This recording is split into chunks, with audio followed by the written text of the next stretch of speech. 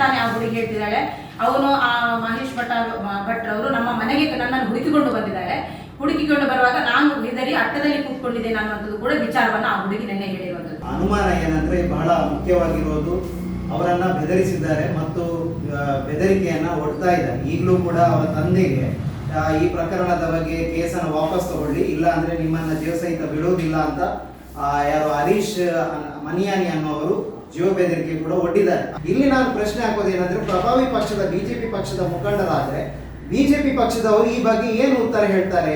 ನಾವು ವಿಟ್ಲದ ಮುರುವದಲ್ಲಿ ನಡೆದಿರುವಂತಹ ಅಪ್ರಾಪ್ತ ವಿದ್ಯಾರ್ಥಿ ಬಾಲಕಿಯಾಗಿರುವಂತಹ ಅವರ ಮೇಲೆ ಆಗಿರುವಂತಹ ಲೈಂಗಿಕ ಕಿರುಕುಳದ ಬಗ್ಗೆ ಈಗಾಗಲೇ ನಾವು ವಿಟ್ಲ ಪೊಲೀಸ್ ಸ್ಟೇಷನ್ ಕರ್ಕೊಂಡು ಹೋಗಿ ಕಂಪ್ಲೇಂಟ್ ಅನ್ನು ಮಾಡಿದ್ದೀವಿ. ಫಸ್ಟಿಗೆ ಅಲ್ಲಿನ ನಾವು ಕಂಪ್ಲೇಂಟ್ ಕೊಡಬೇಕಾದ್ರೆ ಮೊದಲು ನಮ್ಮ DHSನ ಜಿಲ್ಲಾ ಕಾರ್ಯದರ್ಶಿ ಕೃಷ್ಣ ತಣ್ಣೀರ್ಬಾವಿ ಅವರು ಮಕ್ಕಳ ಹೆಲ್ಪ್ಲೈನ್ ಮುಖಾಂತರ ಫೋನಲ್ಲಿ ಎಲ್ಲ ವಿಚಾರವನ್ನು ಹೇಳಿ ವಿಟ್ಲ ಪೊಲೀಸರಿಗೆ ಕೂಡ ಮೇಲ್ ಸಮಿತಿಯಿಂದ ಒಂದು ಫೋನ್ ಕಾಲ್ ಬಂದು ಅದು ಈ ಕೆಲಸ ಘಟನೆಯನ್ನ ತಿಳಿಸಿರ್ತಾರೆ. ಮರು ದಿವಸ ನಾವೇನ್ ಮಾಡಿದ್ವಿ ಅಂತ ಹೇಳಿದ್ರೆ, ಆ ಮಗಳ ತಂದೆಯವರ ಸ್ಟೇಷನ್ಗೆ ಬಂದಾಗ ನಾನು ಕೂಡ ಆ ಸಂದರ್ಭ ಅಲ್ಲಿ ಸ್ಟೇಷನ್ಗೆ ಹೋಗಿ ಈ ವಿಚಾರವಾಗಿ ಮಾತಾಡಿದಾಗ ಇವರು ಅಲ್ಲಿ ಪೊಲೀಸ್ ಫಸ್ಟ್ ಯಾವುದೇ ಪ್ರಕರಣ ದಾಖಲಿಸಲಿಕ್ಕೆ ಅಲ್ಲಿಯ ಪೊಲೀಸ್ ಮುಂದೆ ಬರಲಿಲ್ಲ. ಕರೆದದ್ದು ಮಾತು ಇಲ್ಲಿ ಕೂಡ ಕೇಸರಿ ಅವರು ಗುಡ್ಡೆಗೆ ಬಾ ಅಂತ ಹೇಳಿ ಕರೆದಿದ್ದಾರೆ ಅಂತ ಹೇಳ್ತಾ ಇದ್ದಾರೆ. ಆದ್ರೆ ಅಲ್ಲಿನ ಎಲ್ಲ ಕಡೆ ಅಲ್ಲಿ ವಿಟ್ಲ ಮುರುವ ಪ್ರದೇಶದಲ್ಲಿ ಬೇರೆ ಕಡೆ ಎಲ್ಲವೂ ಕೂಡ ಈ ಹುಡುಗಿಯ ಮೇಲೆ ಲೈಂಗಿಕ ಅತ್ಯಾಚಾರ ನಡೆದಿದೆ ಅನ್ನುವಂಥ ಪ್ರಚಾರಗಳು ನಡೀತಾ ಇದೆ.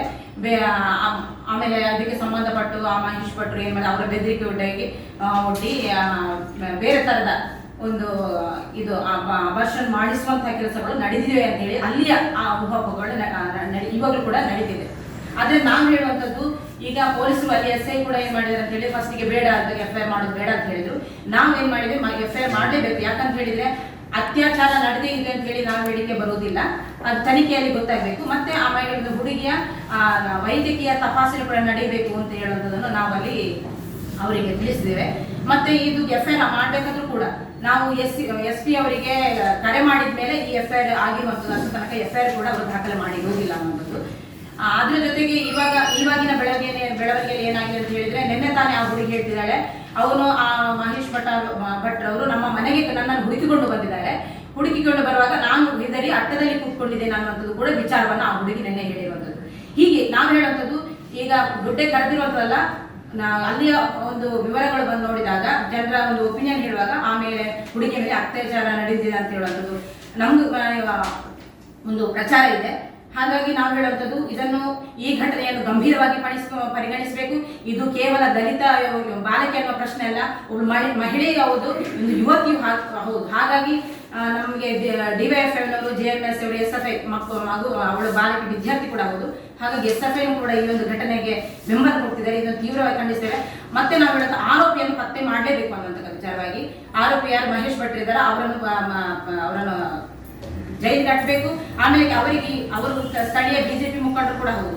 ಹಾಗಾಗಿ ಅವರಿಗೆ ರಾಜಕೀಯ ಪ್ರಭಾವವನ್ನು ಒಡ್ಡಿ ಈ ಒಂದು ಪ್ರಕರಣವನ್ನು ಯಾವುದೇ ರೀತಿಯ ಪ್ರಕರಣದಲ್ಲಿ ಖುಲಾಸೆ ಕೂಡ ಆಗ್ಬೋದು. ಹಾಗಾಗಿ ನಾನು ಹೇಳುವುದು, ತಪ್ಪಿತಸ್ಥರಿಗೆ ಶಿಕ್ಷೆ ಆಗಲೇಬೇಕು, ಈ ಬಾಲಕಿಯ ನ್ಯಾಯ ಸಿಗಲೇಬೇಕು. ಒಂದು ಸರಿಯಾದ ಒಂದು ವೈದ್ಯಕೀಯ ತಪಾಸಣೆ ಒಳಪಟ್ಟು ಈ ಒಂದು ತನಿಖೆ ನಡೆದು ಸೂಕ್ತ ಪರಿಹಾರ ಆ ಹುಡುಗಿಗೆ ಸಿಗಬೇಕು. ಅವಳಿಗೆ ಯಾವುದೇ ತೊಂದರೆ ಆಗದಾಗೆ ನೋಡ್ಕೊಳ್ಬೇಕು ಅನ್ನೋದು ಇಲಾಖೆ ಏನಿದೆ ಅದು ನೋಡ್ಕೊಳ್ಬೇಕು ಅನ್ನೋದು ನಮ್ಮ ಒಂದು ನಮಗೆ. ನಾವು ಮೊನ್ನೆ ಕೂಡ ಹೋದಾಗ ಇವರಿಗೆ 2 ತಿಂಗಳು ಅವ್ರ ತಾಯಿ ಹೇಳುವಂತ ವಿಚಾರ, 2 ತಿಂಗಳು ಶಾಲೆಗೆ ಅವಳು ಹೋಗ್ಲಿಲ್ಲ ಅಂತ ಏನೋ ಕಾರಣಕ್ಕೆ ಏನು ಗೊತ್ತೆ, ಅವಳಿಗೆ ಹುಷಾರಿಲ್ಲ. ಆಮೇಲೆ ಜ್ಯೋತಿಷದಲ್ಲಿ ಕರ್ಕೊಂಡು ಹೋಗಿ ಅವಳು ಮತ್ತೆ ಸರಿಯಾದ ಮತ್ತೆ ಶಾಲೆಗೆ ಹೋಗುವಂತ ಈ ಸಂದರ್ಭದಲ್ಲಿ ಆ 2 ತಿಂಗಳ ಅವಧಿಯಲ್ಲಿ ಸಿಸ್ಟರ್ಗಳು ಅವ್ರ ಮನೆಗೆ ಬಂದಿದ್ದಾರೆ ತಪಾಸಣೆ. ಆಮೇಲೆ ಅಲ್ಲಿಯ ಶಾಲೆಯ HM ಏನಿದ್ದಾರೆ ಅವರು ಕೂಡ ಅಲ್ಲಿ ಬಂದಿದ್ದಾರೆ. ಬರ್ಬೇಕು ಯಾವುದೇ ಹುಡುಗಿ ಯಾರಲ್ಲಿ ಕೂಡ ಮಾತಾಡಲಿಲ್ಲ 2 ತಿಂಗಳು. ಈ ಸಿಸ್ಟರ್ಗಳಲ್ಲಿ ಇರ್ಬೋದು ಅಥವಾ ಶಾಲೆಯ ಮುಖ್ಯೋಪಾಧ್ಯಾಯರು ಯಾರು ಕೂಡ ಈ ಹುಡುಗಿ ಸಿಗ್ಲಿಲ್ಲ, ಮಾತಾಡಲಿಕ್ಕೆ ಬರಲಿಲ್ಲ. ಹುಡುಗ ಅಡಗಿ ಕೂತ್ಕೊಳ್ತು. ಇದು ಸಂಶಯಕ್ಕೆ ಅಲ್ಲಿ ಎಡೆ ಮಾಡಿಕೊಟ್ಟಿದೆ. 2 ತಿಂಗಳು ಶಾಲೆಗೂ ಹೋಗ್ಲಿಲ್ಲ, ಯಾರು ಬಂದ್ರು ಕೂಡ ಎದುರು ಮಾತಾಡೋ ಸ್ಥಿತಿಯಲ್ಲಿ ಆ ಹುಡುಗಿ ಇಲ್ಲ ಅಂತ ಹೇಳಿದ್ರೆ ಯಾವ ಕಾರಣ ಯಾವ್ದು ಇರ್ಬೋದು ಅಂತ ಹೇಳೋದು ಕೂಡ ಅಲ್ಲಿ ಸಾರ್ವಜನಿಕರಿಗೆ ವ್ಯಕ್ತ ಆದಂತ ಅಭಿಪ್ರಾಯಗಳು. ನಮ್ಮ ಜೊತೆಯೂ ಮಾತಾಡಿದ್ದಾರೆ. ಅನುಮಾನ ಏನಂದ್ರೆ ಬಹಳ ಮುಖ್ಯವಾಗಿರೋದು, ಅವರನ್ನ ಬೆದರಿಸಿದ್ದಾರೆ ಮತ್ತು ಬೆದರಿಕೆಯನ್ನ ಒಡ್ತಾ ಇದ್ದಾರೆ. ಈಗಲೂ ಕೂಡ ಅವರ ತಂದೆಗೆ ಈ ಪ್ರಕರಣದ ಬಗ್ಗೆ ಕೇಸನ್ನು ವಾಪಸ್ ತಗೊಳ್ಳಿ, ಇಲ್ಲ ಅಂದ್ರೆ ನಿಮ್ಮನ್ನ ಜೀವ ಸಹಿತ ಬಿಡುವುದಿಲ್ಲ ಅಂತ ಯಾರು ಹರೀಶ್ ಮನಿಯಾನಿ ಅನ್ನೋವರು ಜೀವ ಬೆದರಿಕೆ ಕೂಡ ಒಡ್ಡಿದ್ದಾರೆ. ಆ ಬಗ್ಗೆ ನಿನ್ನೆ ಅವರು ಸ್ಥಳೀಯ ಪೊಲೀಸ್ ಠಾಣೆಗೆ ದೂರು ಕೂಡ ದಾಖಲಾಗಿದ್ದಾರೆ. ಈಗ ಊಹಾಪೋಹ ಏನಿದೆ, ಅವಳ ಮೇಲೆ ಅತ್ಯಾಚಾರ ಆಗಿರಬಹುದು ಎಂಬ ಅನುಮಾನ ಏನಿದೆ ಅದು ನಮ್ಮ ಸಂಘಟನೆಗೂ ಕೂಡ ಇದೆ. ಆ ಬಗ್ಗೆ ನಾವು ಅದಕ್ಕೆ SP ಗೆ ಹಲವು ಸಂಘಟನೆಗಳ ನಿಯೋಗ ಮನವಿಯನ್ನು ಕೊಟ್ಟಿದ್ದೀವಿ. ಇಲ್ಲಿ ಪ್ರಶ್ನೆ ಬರೋದು ಏನಂದ್ರೆ, ಕೇವಲ ಗುಡ್ಡಕ್ಕೆ ಕರೆದಿದೆ ಅಂತ ಆಗಿದ್ರೆ ಅವಳು 2 ತಿಂಗಳು ಖಿನ್ನತೆಗೆ ಹೋಗುವಂತ ಅನಿವಾರ್ಯತೆಯ ಸೃಷ್ಟಿಯಾಗ್ತಾ ಇರಲಿಲ್ಲ. 2 ತಿಂಗಳು ಶಾಲೆಗೆ ಹೋಗದ ಇರುವಂತ ಪರಿಸ್ಥಿತಿ ಬರ್ತಾ ಇರಲಿಲ್ಲ. ಮತ್ತೊಂದೇನಂದ್ರೆ, ಶಾಲೆಯ ಶಿಕ್ಷಕರು ಅವಳನ್ನು ಉಟ್ಕೊಂಡು ಬರ್ತಾರೆ ಮನೆಗೆ ಬರುವಾಗ ಅವಳ ಜೊತೆ ಮಾತಾಡೋದಕ್ಕೂ ಅವಕಾಶ ನಿರಾಕರಿಸುವಂತ ಏನು ಆ ಒಂದು ಸನ್ನಿವೇಶ ಸೃಷ್ಟಿಯಾಗುವ ಸಾಧ್ಯತೆ ಇರಲಿಲ್ಲ. ಏನೋ ಇದರ ಒಳಗೆ ಒಂದು ಅನುಮಾನ ಸಹಜವಾಗಿ ನಮ್ಗೆಲ್ರಿಗೂ ಕೂಡ ಅಲ್ಲಿಯ ಸ್ಥಳೀಯರಿಗೆ ಮತ್ತು ನಮ್ಮ ಸಂಘಟನೆಗೆ ಅನುಮಾನ ಬರ್ತಾ ಇದೆ. ಅದಕ್ಕೋಸ್ಕರ ಏನು ಪೊಲೀಸ್ ಇಲಾಖೆ ಇದೊಂದು ಸಮಗ್ರವಾದ, ವಿಶೇಷವಾಗಿ ಪರಿಗಣಿಸಿ ಸಮಗ್ರವಾದ ತನಿಖೆಯನ್ನು ನಡೆಸಬೇಕು ಮತ್ತು ಆ ಕುಟುಂಬಕ್ಕೆ ಧೈರ್ಯ ತುಂಬಬೇಕು. ಯಾಕೆಂದ್ರೆ ಆ ಆರೋಪಿ ಯಾರಿದ್ದಾರೆ ಮಹೇಶ್ ಭಟ್, ಅವರ ಬಗ್ಗೆ ಇದರ ಹಿಂದೆಯೂ ಹಲವಾರು ಏನು ಆರೋಪ ಇದೆ. ಅವರು ಬಂದ ಒಂದೇ ಒಂದು ಹೆಣ್ಣು ಮಕ್ಕಳನ್ನು ಬಿಡುವುದಿಲ್ಲ.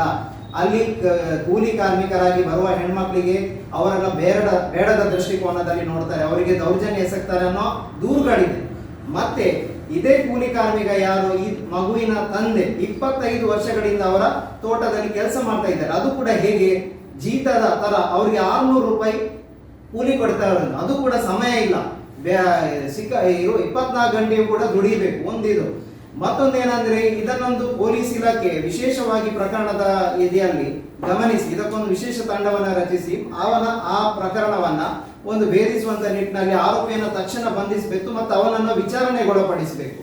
ಇದು ಸಾಧ್ಯ ಆಗಬೇಕು. ಮತ್ತೆ ಇಲ್ಲಿರುವುದು ಅವರು ಪ್ರಭಾವಿ ಪಕ್ಷದ ಹಿನ್ನೆಲೆ ಇರುವಂತವರು, ಬಿಜೆಪಿ ಪಕ್ಷದ ಮುಖಂಡರಂತ ಸ್ಥಳೀಯವಾಗಿ ಎಲ್ರಿಗೂ ಗೊತ್ತಿದೆ. ಒಂದು ಸೊಸೈಟಿಯಲ್ಲಿ ಕೂಡ ಬಹಳ ನಿರ್ದೇಶಕರಾಗಿದ್ದಾರೆ ಅನ್ನೋದು ಇದೆ. ಇಲ್ಲಿ ನಾನು ಪ್ರಶ್ನೆ ಹಾಕೋದೇನಂದ್ರೆ, ಪ್ರಭಾವಿ ಪಕ್ಷದ ಬಿಜೆಪಿ ಪಕ್ಷದ ಮುಖಂಡರಾದ್ರೆ ಬಿಜೆಪಿ ಪಕ್ಷದವರು ಈ ಬಗ್ಗೆ ಏನು ಉತ್ತರ ಹೇಳ್ತಾರೆ? ಈಗ ಬಿಜೆಪಿ ಪಕ್ಷದ ನಾಯಕರು, ಪ್ರಭಾವಿಗಳು, ಬಿಜೆಪಿ ಪಕ್ಷ ಇದರ ಬಗ್ಗೆ ಯಾಕೆ ಮಾತಾಡ್ತಾ ಇಲ್ಲ? ಇವತ್ತು ಧರ್ಮ, ಹೆಣ್ಮಕ್ಕಳ ರಕ್ಷಣೆ, ಸಂಸ್ಕೃತಿ ಬಗ್ಗೆ ಯಾವಾಗಲೂ ಬೀದಿಯಲ್ಲಿರುವವರು ಈಗ ದಲಿತ ಹೆಣ್ಮಕ್ಳಿಗೆ ಅನ್ಯಾಯ ಆಗಿದೆಯಲ್ಲ, ಈ